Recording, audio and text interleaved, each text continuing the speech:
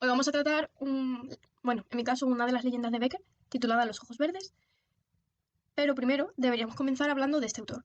Gustavo Adolfo Becker vivió durante el siglo XIX y se le considera uno de los artistas en el ámbito literario más importantes de España y algunos consideran que incluso del mundo. Él se dedicó principalmente a la poesía, pero también tiene epístolas y algunas obras en prosa. Dentro de las obras en prosa tenemos bueno, las que vamos a tratar hoy, las leyendas, que suelen tirar hacia un ámbito gótico y suelen ser desoladas y muy típicas del romanticismo, por esto él es un postromántico.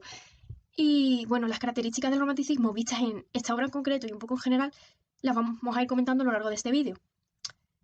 Bueno, primero comentar que esta obra ubicada en, está ubicada en la Edad Media, puesto que los románticos, al estar frustrados por su realidad y al ser tan idealistas e imaginar cosas tan imposibles, tienden a evadirse a mundos lejanos, o bien lugares exóticos, o como otros, en este caso como Becker, a la Edad Media. Y en esta época está situada esta obra.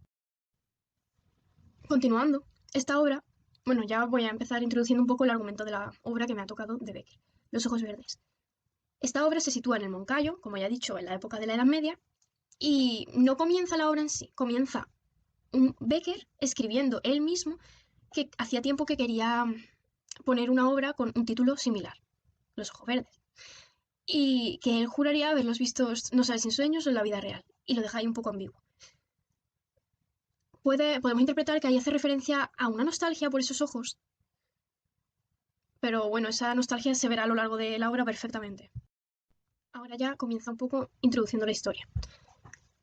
Te habla de, bueno, primero te sitúa en una montaña donde una jauría de hombres trata de, bueno, está persiguiendo un ciervo herido, bueno, y ese golpe que tiene el ciervo se lo ha impuesto nuestro protagonista, Fernando de Argensola, el primogénito de Almenar, disculpad. Él es seguido de su montero. Iban, como ya he dicho, detrás del ciervo persiguiéndolo hasta que éste se introdujo en una especie de gruta. Ahí fue cuando Íñigo detuvo a su señor y le advirtió que por aquella gruta donde se había metido ese ciervo encontraría muchas calamidades y que había muchas leyendas, incluso que sus padres le habían contado que pasaban tragedias ahí y él nunca había osado acercarse, por lo cual advirtió mucho al joven. Sin embargo, el joven con una personalidad completamente opuesta a la de este montero, llamado Íñigo, eh, él no decide hacer caso y sigue ese espíritu de rebeldía, que también es un poco la rebeldía que quieren expresar los románticos. Sin embargo, a lo largo de la historia podemos ver que esa rebeldía no le llevó a buen puerto. Mm,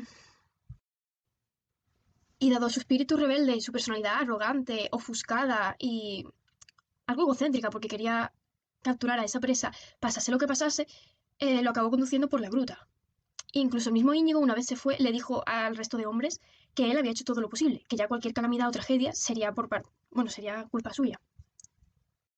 La gruta por donde Íñigo se había, perdón, la gruta por donde Fernando se había introducido se la describe como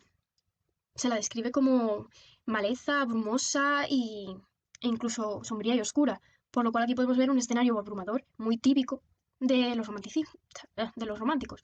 Además, es como añade un poco a ese reto del protagonista, al ser un escenario más sombrío, de alguna manera es más retante para ensalzar la rebeldía de Fernando. Pasó el tiempo y bueno, y ahora te introduce el capítulo 2 donde aparece Íñigo con Fernando en su habitación. Entonces aquí Íñigo le dice a su amo que tiene muy mal aspecto y que cuál es la razón de que vaya todos los días por la mañana temprano con su ballesta al monte y vuelva por la noche sin traer ni siquiera una presa. Aquí Íñigo se encuentra muy evadido hacia otro mundo, característica también típica de los autores románticos. Se encuentra como evadido. Y, y después de ese largo silencio que el mismo Fernando estaba produciendo, ignoró completamente las palabras de el sabio Íñigo y le preguntó acerca de si Íñigo había visto alguna vez una mujer en aquella colina. El Íñigo, claro, se sorprendió y dijo, ¿una mujer? Con mucho asombro y con algo de preocupación. El joven le respondió, sí. Y dice que le sucede una cosa muy extraña, puesto que él, el día de la fuente, bueno, el día que fue a capturar al ciervo, efectivamente le dio caza, pero se quedó muy abrumado por la belleza de la fuente y por la sensación de soledad que allí se percibía, soledad a la que también cosa que también buscaban de alguna manera los románticos para poder desarrollarse. Entonces, el mismo Becker buscaba de alguna manera esa soledad. Fernando continúa describiéndole la fuente y la zona de la fuente de los Álamos, que al final de la gruta es lo que se encontraba, le estuvo describiendo cómo él la apreciaba. Y bueno, es una descripción muy idealista y de naturaleza melancólica.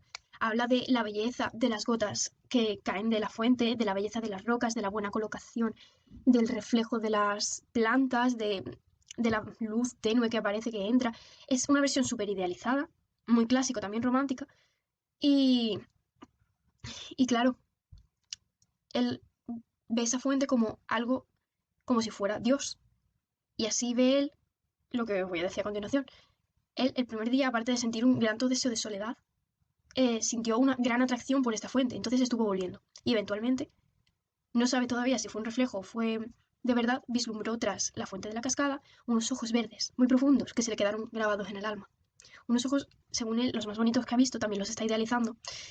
Y luego con el contraste de realidad, pues llevará a ese final. Porque ahora mismo el protagonista no está siendo objetivo. Ha pasado de ser un hombre de alguna manera orgulloso, egoísta, terco.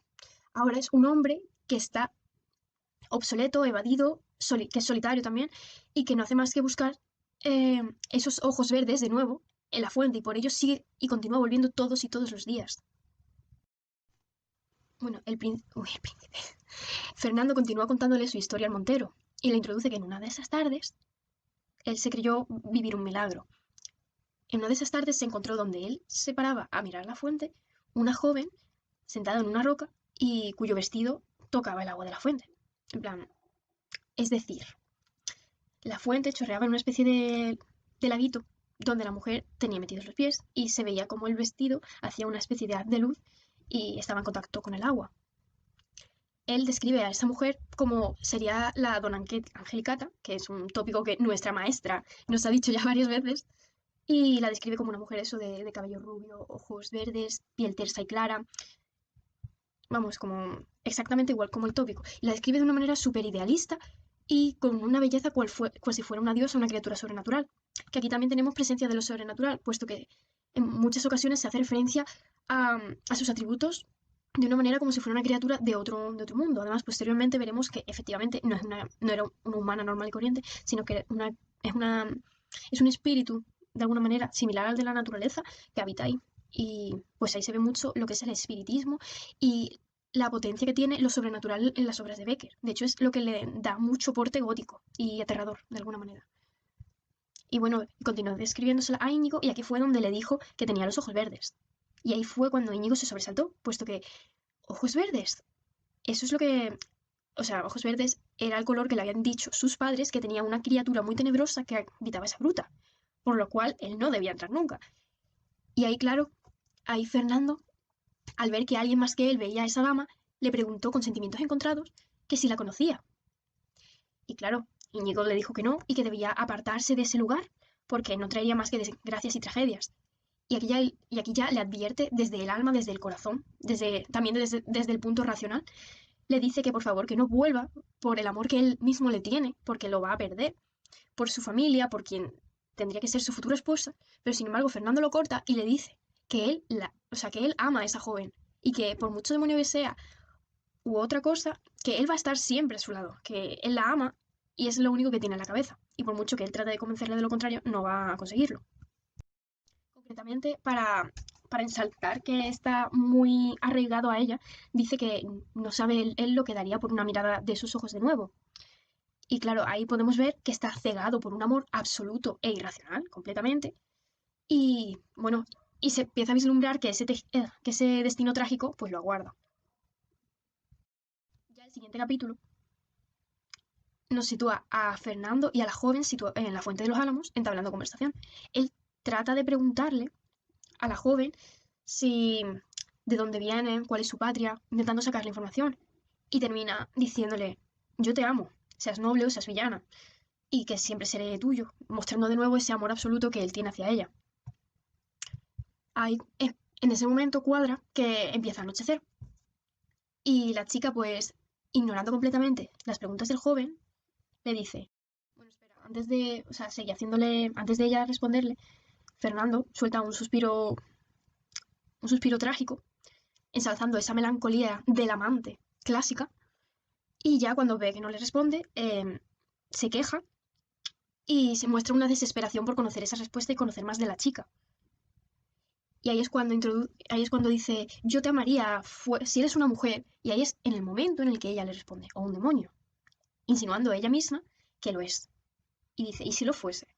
Aquí el joven vaciló un poco, pero sin embargo, eh, exclamó que aunque lo fuera, él sería su amante y que la querría muchísimo y que no es capaz de separarse de ella, que siente un amor muy profundo hacia su persona.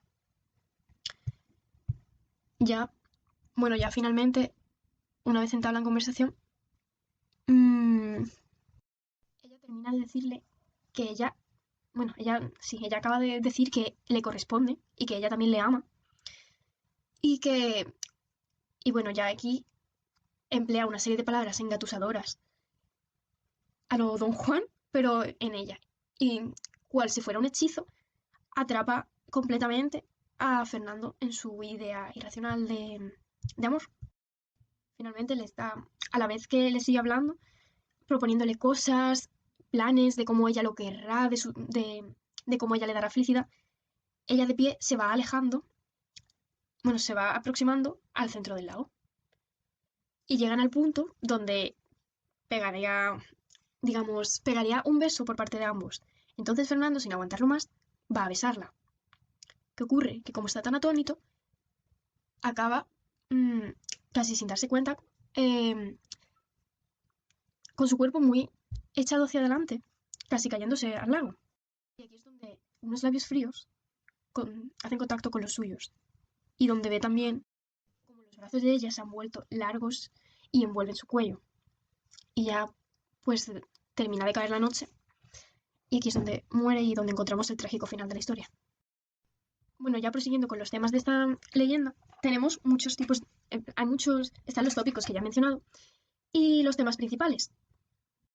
Los principales serían la muerte retratada por el trágico final, el mundo espiritual y lo sobrenatural, que ya hemos comentado algunos ejemplos antes, y habría muchos trasfondos, porque está el trasfondo de ese amor absoluto irracional e idealizado hacia la mujer por parte de Fernando, y también habría, bueno, también hay entre Íñigo y Fernando otros rasgos, como puede ser fidelidad de Íñigo a Fernando y también preocupación por su persona, que cuando le advierte de la gruta y de los males que puede traer ese demonio.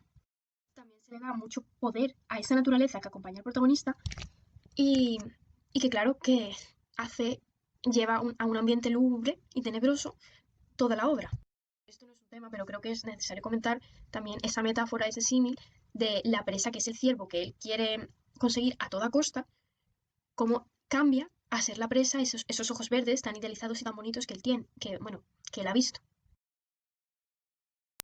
Ahora tocaría comentar los personajes, pero creo que ya, bueno, es que son tres, creo que ya hemos hablado bastante de ellos previamente durante la historia. Íñigo se presenta como el fiel vasallo de su señor, es una conciencia racional, inteligente y representa la lógica y, bueno, de alguna manera la cordura.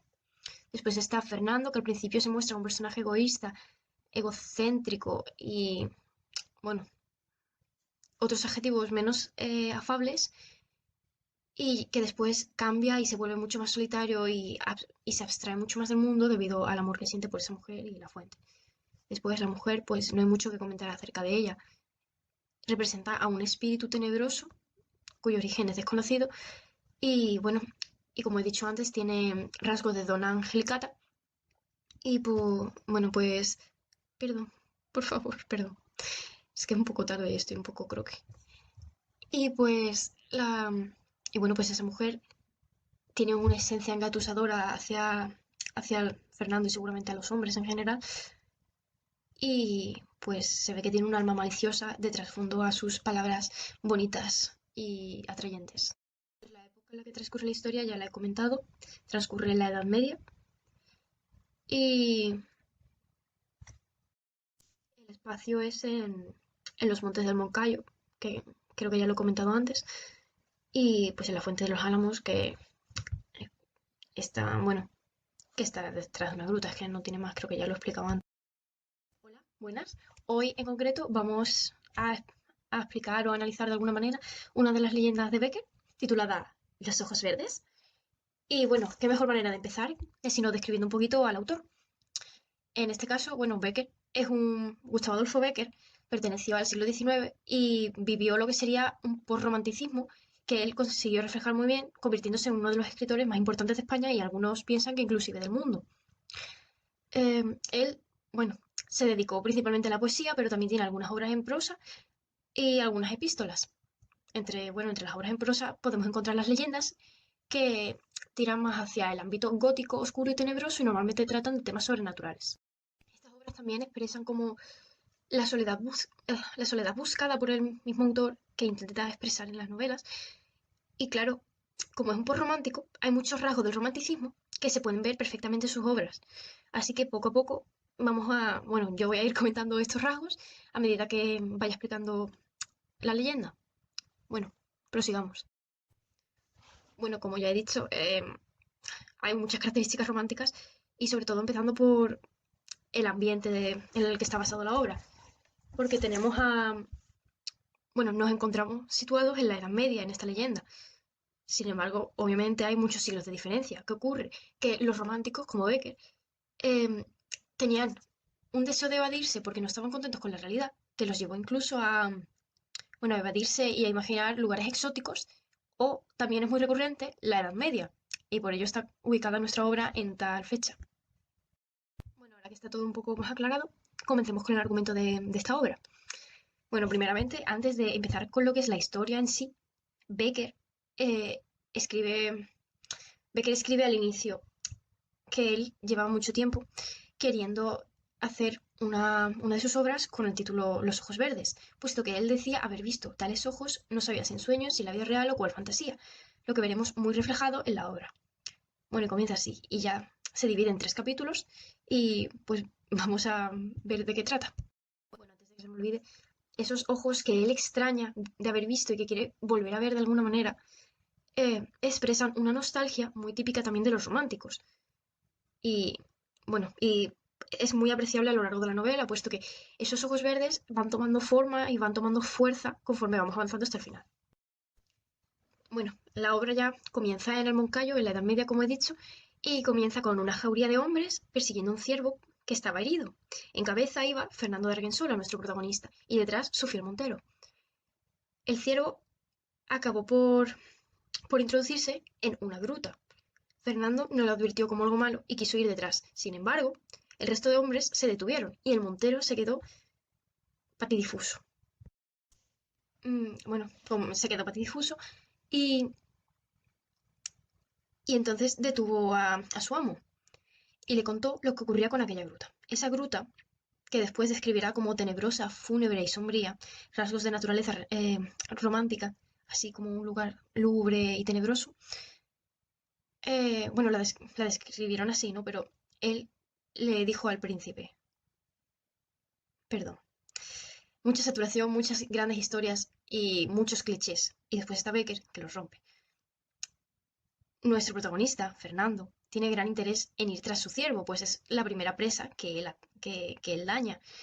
Y ahí es cuando Íñigo, el montero, le trata de convencer de que no. Y ahí es cuando le cuenta. Señor, no debéis ir por aquella gruta. Da una fuente a la cual aquellos se adentran en ella, nunca salen, o sus vidas se ven trágicamente afectadas. Por favor, deteneos.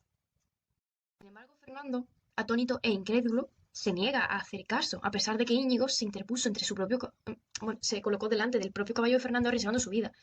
Pero Fernando, con esa personalidad suya que podemos ver a lo largo de la leyenda, arrogante, egoísta, creída, egocéntrica y muy rebelde, pues claro, no le hace caso a Íñigo.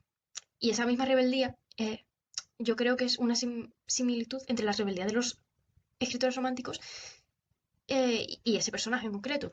Y claro, Íñigo representa la parte racional y la parte, de alguna manera, lógica y responsable de la historia. Sin embargo, no pudo evitar que Fernando entrase en la gruta detrás del ciervo, a pesar de que él le había advertido. Ahí acaba lo que sería el capítulo 1. En el capítulo 2 te sitúa en el cuarto de Fernando e Íñigo y él están tratando de entablar una conversación. Íñigo, que lo ve decaído tras su vuelta de la montaña, le pregunta, bueno, lo ve decaído y con un aspecto sombrío, apenado, solitario. Y aquí le pregunta a Íñigo cuál era la razón de que él hubiera cambiado tanto desde aquel día en la fuente del final de la gruta, llamada Fuente de los Álamos. Que cuál era la razón, que por qué él iba todas las mañanas al amanecer, salía al monte y volvía al anochecer sin ninguna presa. Y le preguntaba, sin embargo, Fernando se encontraba muy abatido, completamente abstraído en un mundo interior hasta llegar al punto, bueno, esta es una característica muy romántica, abstraerse de la realidad. Y claro, pero llegó a un punto en el que Fernando ignoró a Íñigo.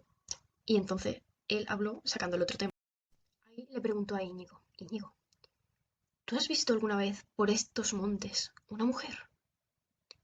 Íñigo se quedó impactado y se pone, ¿una mujer, señor? Súper sorprendido. Y él le dijo, es que la última, bueno, te voy a confesar la verdad porque es romántico y queramos o no les gusta el drama. Y ahora comienza a contarle su experiencia en la fuente. La primera vez que llegó, vio a esa fuente como algo abrumador, algo extraño, que incluso había dado caza al ciervo y sin embargo dejó de prestarle atención, puesto que se vio atrapado por esa belleza de la fuente, esa naturaleza idealista, que también sería otro tópico romántico. Se vio completamente atrapado por esa naturaleza y también por un gran sentimiento de soledad que posteriormente le atraería a estar a la fuente todos esos días, que es la explicación. Sin embargo, una de aquellas tardes, él no sabe, él mismo dice que no sabe si fue un reflejo o que realmente lo vio, le pareció ver unos ojos de nuevo verdes tras, tras el reflejo. Y claro, desde entonces no hace más que soñar con esos ojos verdes, bellísimos, súper idealizados, y que él tiene en alta estima. Y desde siempre, bueno, desde entonces va a la fuente con el propósito de encontrar esos ojos verdes muy desesperado.